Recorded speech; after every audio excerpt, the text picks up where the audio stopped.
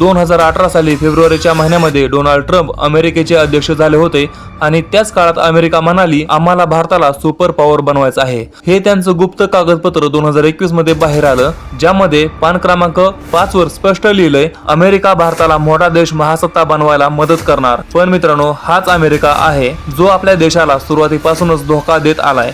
पाकिस्तानला मदत दिली, होमी बाबा आणि लाल बहादूर शास्त्री यांचं संशयास्पद निधन हे सगळं अमेरिकेच्या आपल्यावर केलेल्या हल्ल्यांचं उदाहरण आहे। मग अमेरिका आज अचानक आपल्या हातात हात का घालतोय?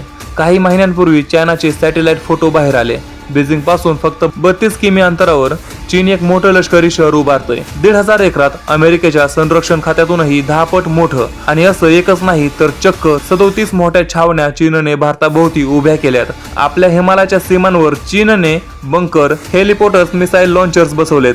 हे ठिकाणं इतकी मजबूत आहेत की भारतीय हल्ल्यांचाही काही उपयोग होणार नाही। आता बघा, चीनकडे आधीच मोठं सैन्य आहे, मिसाईल्स आहेत, अणुबॉम्ब आहेत, तरी पण तो एवढा का उभारतोय? कारण आहे चीनची 5 बेटं आणि तळहात योजना।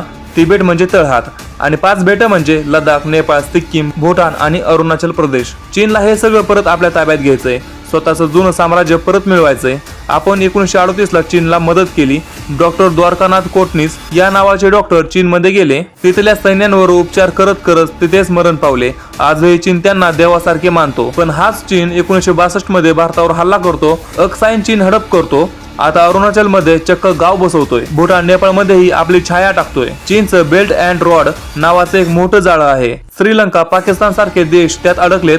अशा 145 देशांना चीनने हळूहळू ताब्यात घेतलंय। म्हणूनच अमेरिका भारताला जवळ करतोय, कारण तिला चीनचं वाढतं बळ थांबवायचंय आणि अमेरिकेला भारताला चीन विरुद्ध उभा करायचं आहे। तर ही मैत्री नाही, हा एक प्लॅन आहे, ही एक रणनीती आहे। कारण अमेरिकेला हे कळून चुकलं आहे की जर भारत मजबूत झाला तर चीनचा मुकाबला करू शकतो। पण आपण सावध राहायला हवं, कारण जे एक वेळ शत्रू असतात ते खरे मित्र कधीच होऊ शकत नाहीत। तर तुम्हाला ह्याबद्दल काय वाटतं? तुमचे विचार आम्हाला कमेंटमध्ये शेअर करायला विसरू नका। आपण भेटूया पुढच्या व्हिडिओमध्ये। तोपर्यंत जय हिंद, जय महाराष्ट्र।